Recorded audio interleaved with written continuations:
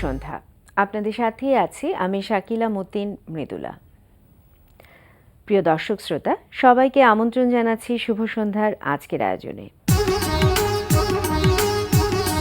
শুভ সন্ধ্যার আজকের আয়োজনমালায় থাকছে ঢাকার বাইরে চলতে থাকা প্রদর্শনী, এনটিভি হাইলাইটস এবং বাংলাদেশ গ্রুপ থিয়েটার ফেডারেশনের সেক্রেটারি জেনারেল, অভিনেতা, নাট্য নির্দেশক আখতারুজ্জামানের সঙ্গে আলাপচারিতা।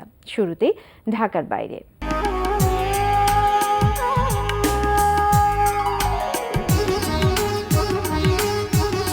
প্রথমেই জানিয়ে দিচ্ছি ঢাকার বাইরে নাট্যোৎসবের সময়সূচি। চট্টগ্রামের নাট্য সংগঠন নান্দিমুখের ২৫ বছর পূর্তি উপলক্ষে চট্টগ্রাম শিল্পকলা একাডেমিতে অনুষ্ঠিত হচ্ছে নান্দিমুখ আন্তর্জাতিক নাট্যোৎসব ২০১৫। এই আয়োজনে আগামীকাল সন্ধ্যা ৭টায় চট্টগ্রাম শিল্পকলা একাডেমিতে মঞ্চায়িত হবে ভারতের প্রাচ্য প্রযোজিত টিপুর স্বপ্ন। নাট্যোৎসব চলবে ৫ ডিসেম্বর পর্যন্ত।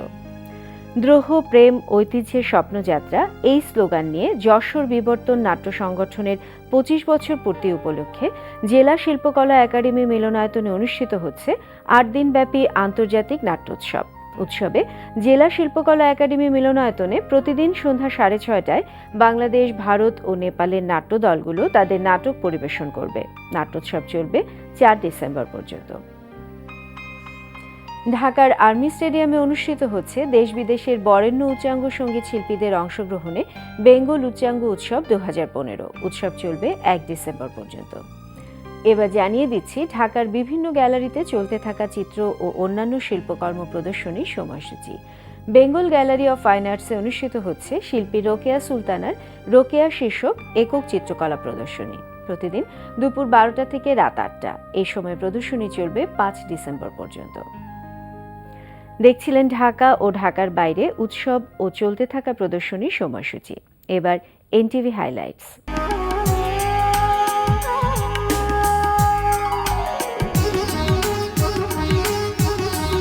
প্রিয় দর্শক, এবার জেনে নিন কি কি থাকছে এনটিভির আজ রাতের অনুষ্ঠান সূচিতে। সন্ধ্যা ৬:৪৫ দেখবেন মোহাম্মদ নুরুজ্জামানের প্রযোজনায় চলচ্চিত্রের গান নিয়ে অনুষ্ঠান রূপালী পর্দার গান।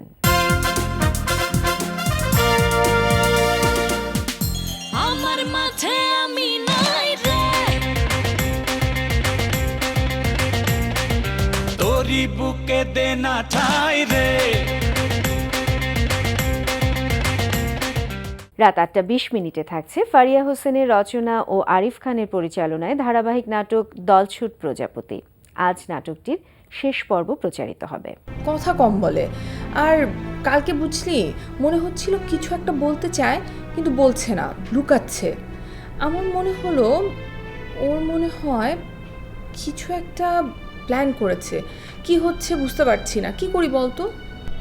আমি যদি বলতে পারতাম তাহলে আজকে আমারই অবস্থা হতো না। সোমা, আপা, আমি জানি তুমি চাইছো আমাকে স্বাভাবিক করতে, কিন্তু এটা সম্ভব না। রাত ৯টায় প্রচার হবে নাজমুল হক বাপ্পির পরিচালনায় একক নাটক আকাশ মেঘে ঢাকা। আমার একলা আকাশ থমকে গেছে রাতের স্রোতে ভেসে, শুধু তোমায় ভালোবেসে। আমার দিনগুলো সব রং চিনেছে তোমার কাছে এসে, শুধু তোমায় ভালোবেসে। তুমি চোখ মেললে ফুল ফুটেছে আমার ছাদে এসে। রাত ১১:৩০ থাকছে ওয়াহিদুল ইসলাম শুভ্রর প্রযোজনায় সঙ্গীতানুষ্ঠান music jam. Welcome back and let's resume our show Music Jam. সব হারানো দিন, হারানো বন্ধু, আপন মানুষ কেন করে যায় পর? কি অপরাধে মাওলা অজানায় ঝড়। এই ছিল এনটিভি হাইলাইটস। এবার আলাপচারিতা।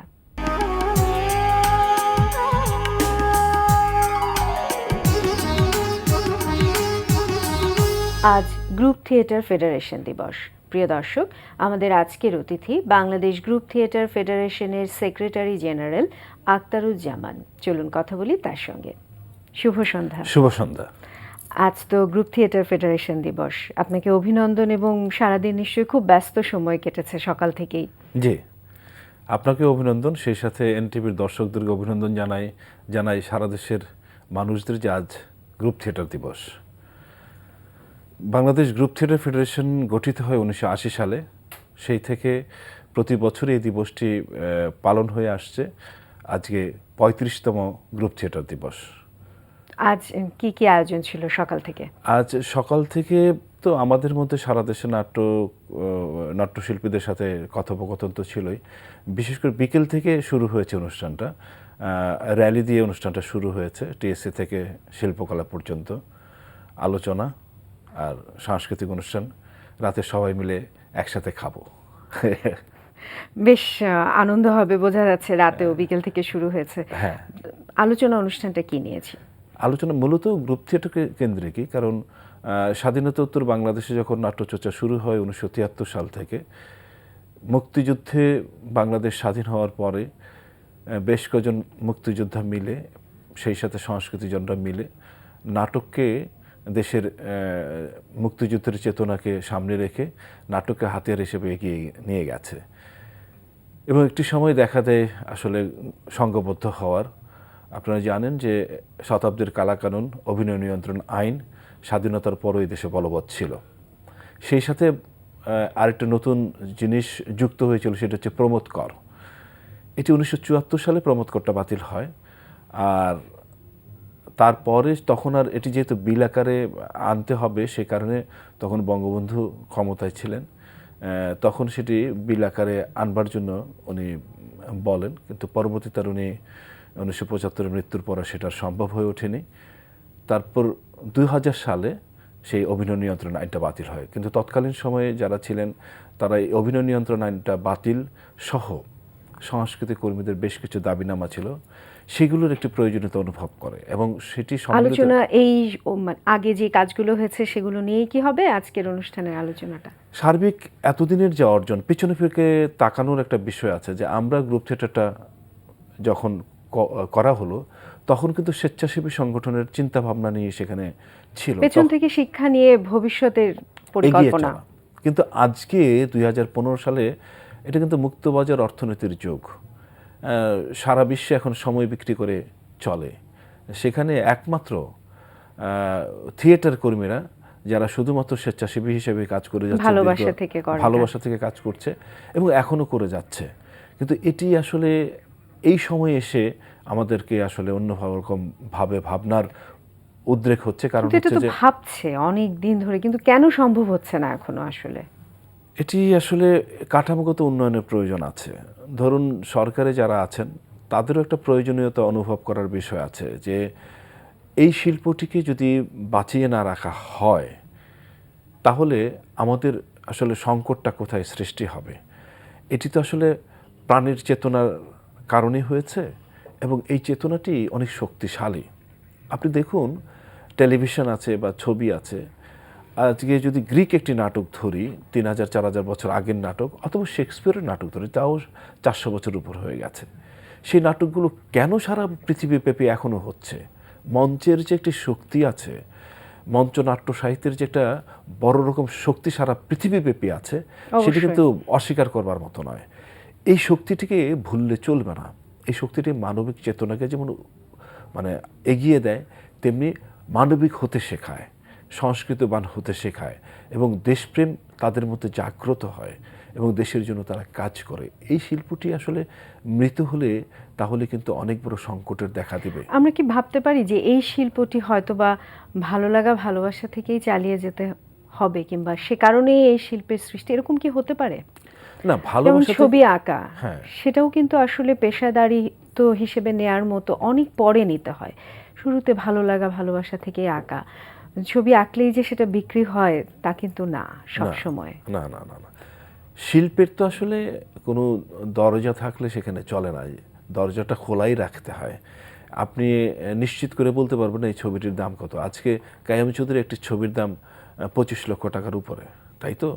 কাইয়ুম চৌধুরী হয়ে উঠতে তো তার অনেকটা সময় গেছে। সেই কাইয়ুম চৌধুরী তো বেঁচে থাকতে হবে ততদিন, তাকে তো বাঁচিয়ে রাখতে হবে আমাদেরকে।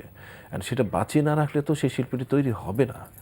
তো সেক্ষেত্রে আমাদের যে মঞ্চেও টিকে থাকবে, মঞ্চ কেউ কোনোদিনও বন্ধ হবে না। এটা অবশ্যই। অনেক মিডিয়া বন্ধ হয়ে যেতে পারে, কিন্তু মঞ্চ যে 3000-4000 বছর আগের সৃষ্টির যে মঞ্চ, সেটি কখনোই বন্ধ হবে না। অবশ্যই। কারণ এটি হচ্ছে একদল জীবন্ত মানুষ সেখানে অভিনয় করে এবং একদল জীবন্ত মানুষ তা দেখে। যারা দেখে তারা একেবারেই, এবং যারা করে তারা হ্যাঁ। একেবারেই ভালো লাগা ভালোবাসা থেকে। অবশ্যই অবশ্যই। ঢাকার ভেতরে তো মঞ্চ নাটকের অবস্থা আমরা তবু কিছুটা ভালো, ঢাকার বাইরের কি অবস্থা? ঢাকার বাইরে অত ভালো আমি বলবোই না, কারণ হচ্ছে যে আমরা ধরুন 35 বছর যাবত গ্রুপ থিয়েটার ফেডারেশন করছি, স্বাধীনতার প্রায় 44-45 বছর হয়ে গেল নাট্যচর্চার। এতদিনও ঢাকার বাইরে একেবারে সঠিকভাবে বলতে পারবো না একটি আধুনিক মঞ্চ আছে। এটি আমাদের দীর্ঘদিনের দাবি যে একটি মঞ্চই যদি না থাকে, একটা স্পেস যদি আমরা না পাই, কোন স্পেসে করব? দেখেন, একটি জায়গা হচ্ছে যে আমাদের মহড়া কক্ষের পর্যন্ত এত অভাব হয়ে গেছে যে আমরা ঠিকমতো মহড়াও করতে পারছি না, মানে জায়গার অভাবে। এই যে আমাদের একদম মৌলিক সংকটগুলো আছে, এই সংকটগুলো সমাধান যদি না হয়, তাহলে অন্যান্য সব সংকটগুলো নিয়ে কিভাবে এগোবো? পেশাদারিত্ব তো আরও অনেক পরে, পেশাদারি হয়ে উঠবে কখন? অবশ্যই। আসলে নিরাশার ভেতরেও আশা থাকে এবং আশাই কিন্তু এগিয়ে যাওয়ার প্রেরণা যোগায়। অবশ্যই। গ্রুপ থিয়েটার ফেডারেশনের এবং মঞ্চ নাটকের অনেক ইতিবাচক পরিবর্তন আছে, আমরা সেগুলো যদি একটু বলি। গ্রুপ থিয়েটার ফেডারেশনের সৃষ্টির মধ্য দিয়েই অনেক ইতিবাচক পরিবর্তন হয়েছে। হ্যাঁ, অর্জনের দিক থেকে যদি আপনি বলেন, যেমন ধরুন যে শতাব্দীর কালাকালু নানির বাতিল করা, প্রমোদ কর, এই যে এখন তো প্রাইভেট ইউনিভার্সিটি থেকে শুরু করে সরকারি বেসরকারি ইউনিভার্সিটিগুলোতেও নাটকের বিভাগ আছে আলাদা করে। এগুলো কিন্তু বাংলাদেশ গ্রুপ থিয়েটার ফেডারেশনের এক সময়কার দাবি, এবং যখন ঢাকা বিশ্ববিদ্যালয়ে গঠিত হলো অথবা জাহাঙ্গীরনগর ইউনিভার্সিটিতে গঠিত হলো, এগুলো একেবারেই সরাসরি গ্রুপ থিয়েটার ফেডারেশনের তখনকার আন্দোলনের একটি ফসল আমি মনে করি। আর সারা দেশে শুধুমাত্র ইউনিভার্সিটি কেন্দ্রিকই নয়, বিভিন্নভাবে কিন্তু স্কুল গড়ে উঠেছে। হ্যাঁ, এবং তারা আজকে যে টেলিভিশনগুলো চলছে, তার অনেকগুলো যারা প্রডিউসার হিসেবে কাজ করে, বিভিন্ন মাধ্যমে কাজ করে, তারা সেখানেও দেখবেন যে আমাদের মঞ্চ নাটকের ছেলেমেয়েরা আছে, অথবা বিভিন্ন নাট্যকলা থেকে পাশ করে এসেছে, তারাই কাজ করছে। কিন্তু আজকে যে টেলিভিশনের যারা নায়ক হিসাবে প্রতিষ্ঠিত অথবা অভিনেতা অভিনেত্রী হিসেবে প্রতিষ্ঠিত, একদম একদম শুরু থেকে আমি বলবো আলী যাকের, মামুনুর রশিদ, নাসিরুদ্দিন ইউসুফ, তারিক আনাম খান, জাহিদ হাসান, যারা প্রত্যেকে আছেন, প্রত্যেকে কিন্তু মঞ্চেরই আসলে সৃষ্টি। তা এখন হয়তো অনেক মঞ্চে অভিনেতা অভিনেত্রী তো মঞ্চে নেই, তো এটি আসলে অভিনয়ের গুণাগুণ দিয়ে সুনির্দিষ্ট হবে কে কতদিন টিকে থাকে। আসলে মঞ্চটা অনেক শেকড়ের বিষয়, তো সেটা ক্লাসিক্যাল একটি জায়গা, এটি বিদ্যাপীঠের জায়গা, এখানে তৈরি হওয়ার জায়গা, এটি আসলে লাগবেই। অবশ্যই। আপনি দায়িত্ব যখন নিলেন গ্রুপ থিয়েটার ফেডারেশনে, তারপরে নিশ্চয়ই আপনার উদ্যোগে কোনো পরিবর্তন হয়েছে? মূল আমার পরিবর্তনের যে জায়গাটি আমরা ভাবছি আর কি, আমরা আসলে এরকম নই যেটি রাজনৈতিক দলের ক্ষেত্রে হয় যে আগে যিনি করে গেলেন পরে সেটি বাতিল হয়ে যাবে, এরকম কোনো ভাবনা আমাদের মধ্যে নয়। কারণ আমরা সবসময় একটা পজিটিভ জায়গা থেকে চিন্তা ভাবনা করি। আমার আগের যারা এগিয়ে গেছেন সেই সুতাটি শুধু আমি ধরেছি, এবং সেটা আগে এগিয়ে নিয়ে যাওয়ার একটি পরিকল্পনায় যাচ্ছি আমরা। তো সেদিক থেকে ধরুন যে পেশাদারিত্বের যে ভাবনাটা, ইতিমধ্যে আমরা বেশ কটি গোলটেবিল বৈঠক, সরকারের কাছে বিভিন্নভাবে দেন দরবার করা, যে পেশাদারিত্বের প্রয়োজনীয়তাটাকে প্রথমে উপলব্ধি করানো, এবং সেই সাথে মেয়রদের সাথে বসছি, মেয়ররা বিভিন্ন জায়গায় মেয়র নাট্য উৎসব করার জন্যে, তারাও আমরা চাই যে নাটকের সাথে যুক্ত হোক। সেই সাথে আছে সাংসদ নাট্য উৎসব, অর্থাৎ বাংলাদেশে 300 সাংসদ আছেন, তাদের প্রত্যেকে আমরা আমন্ত্রণ জানাবো যে তাদের নিজ উদ্যোগে নিজ এলাকায় যেন নাটকের উৎসবটি করেন। কারণ হচ্ছে যে বাঙালির চেতনা, বাঙালির যে সংস্কৃতি আছে, আমাদের যে মুক্তিযুদ্ধ, মহান মুক্তিযুদ্ধের যে চেতনা, 16 ডিসেম্বর স্বাধীনতা দিবস, এগুলোকে কেন্দ্র করে আমাদের উৎসবগুলো হতে পারে। কারণ তারা তো বিভিন্ন অনুষ্ঠান করেই থাকে।